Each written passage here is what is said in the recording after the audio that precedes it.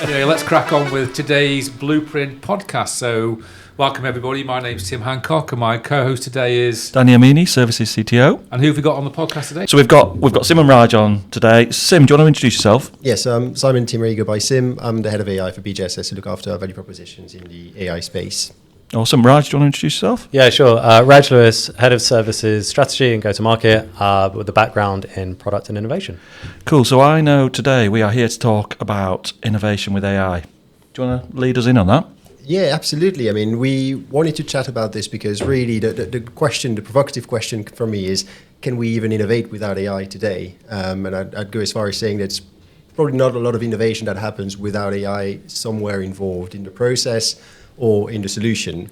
And we know that because AI has really become mainstream in these past few years, and CEOs are talking to us about AI now. It is really hyped, almost unhealthily hyped, and it has become much more approachable as well.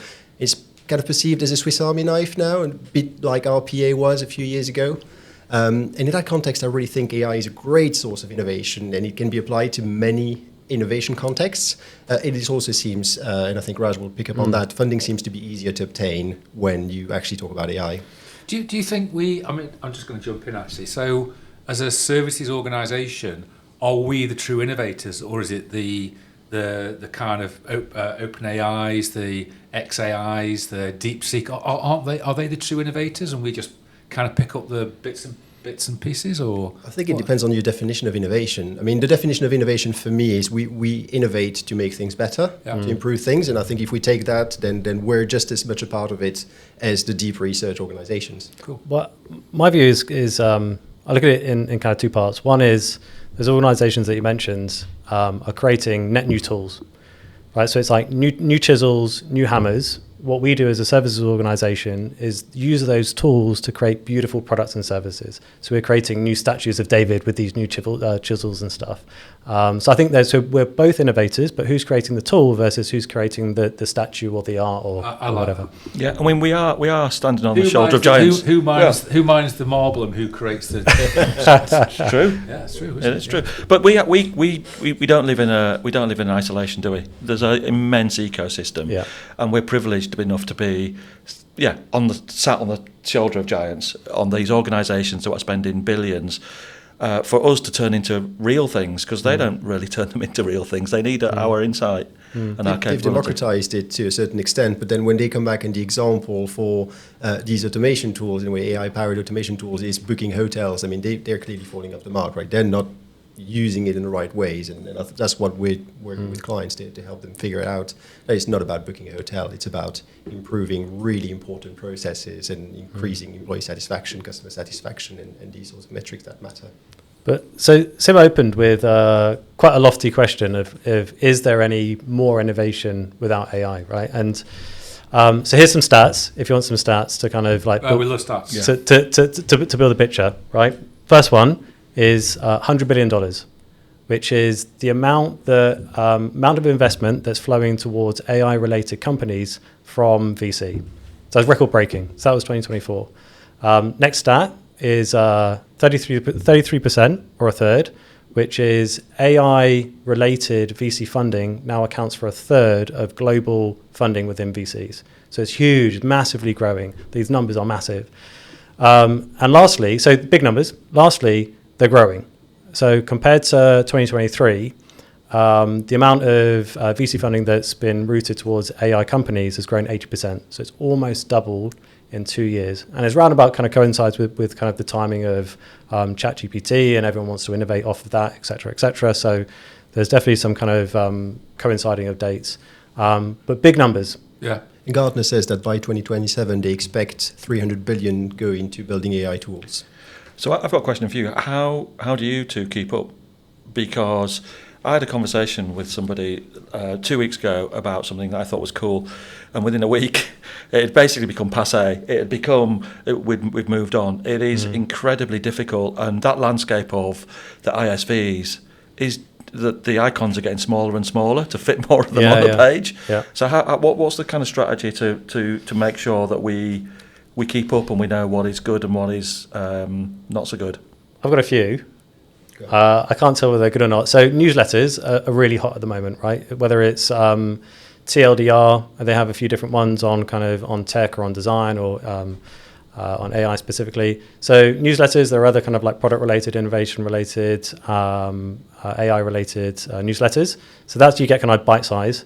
And I love the funny irony is I reckon these newsletters are created using AI, right? to scale. I was like, it's not lost to me. I love it every time I receive it. I was like, this is probably curated by some AI. And then otherwise it is kind of like is press releases from Microsoft, AWS, other big companies, etc. I guess that's kind of how I see what's going on. But I guess Sim, you might have. My main source of information around that is YouTube. I follow a few key channels that really keep up. Because I listen to podcasts like this one. I have to say, somebody recommended I get a YouTube Premium, and I've gone to YouTube Premium, and it's completely transformed the way I consume AI and AI information, because not being interrupted with adverts every 2 minutes for 2 minutes each is amazing. So I agree, but the reason I bring it up is I think it's a real challenge. You could go on holiday for a couple of weeks and come back, and you could have missed some seismic things, and it's really difficult, I think. The other thing I do is surround myself with amazingly talented people in the team, and that's where I get a lot of information. I don't think it means you. You too. So moving on swiftly. So what does it take to innovate with AI, and how does it differ to traditional technology innovation? So I think for the most part, it's the same. If you think about the fundamental, I was expecting the pause. It's coming. So for the most part, for me, as kind of someone who's kind of grown up and built a career in innovation, the fundamentals are 100% still true. And in that respect, we view AI and these tools and new capabilities just as new ways to solve problems. And if we really kind of like think about innovation as solving problems in kind of new and novel ways, it always roots back to who's the customer, who's the user, what problem are you trying to solve for them, and what's the best way to solve it for them that kind of delights them and gives them value. And that's still true. That's not going anywhere. So one is like the desirability of the product and kind of solving the problem. Do we have the problem solution fit? Second is, can we do it? So the feasibility of the technology, what does it take to do it? Can we solve it in the right way? Is it keeping up with market pressures and conditions? And does it meet user expectations in terms of how they want things to perform? And there's a slight difference. I know Sim will talk about that a little bit more.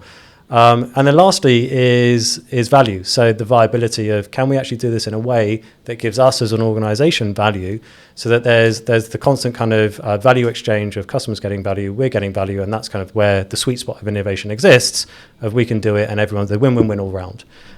So with the kind of advent and the growth and permeation of AI, like those things are still true, but there are new considerations that we need to think about.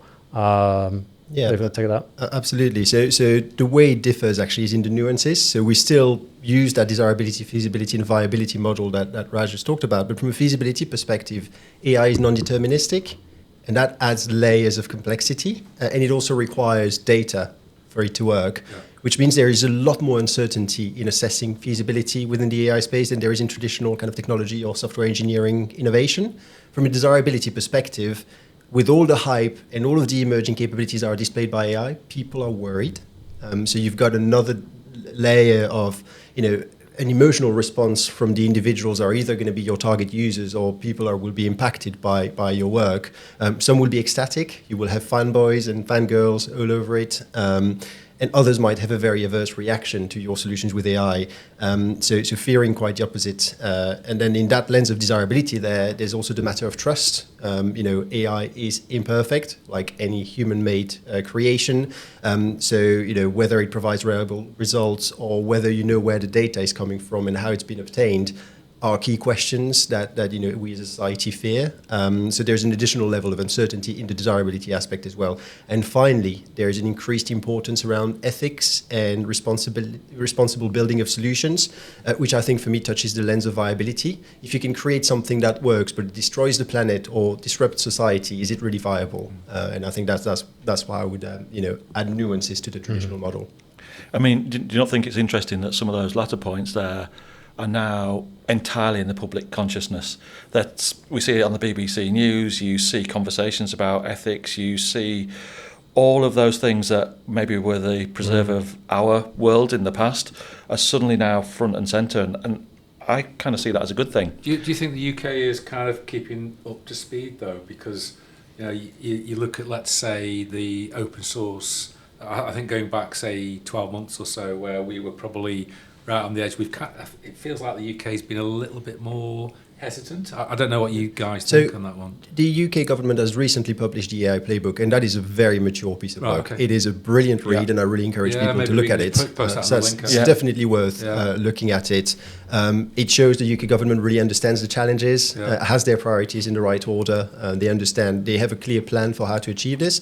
Whether they'll be able to fund it and make it a success is obviously, the proof will be in the pudding. But the UK government sees this as a real opportunity. We also have a lot of AI studios that have been founded in the UK. Yeah. Yes, they've since been acquired by American companies, but DeepMind is a UCL startup to start with, and the experts are still here. Yeah. So we do have some amazing talent in here, and then there's talent in Europe as well. I mean, we see the French have created a lot of open source models and really competitive at the global scale. So I think that Europe and the UK have a lot to offer. Brilliant.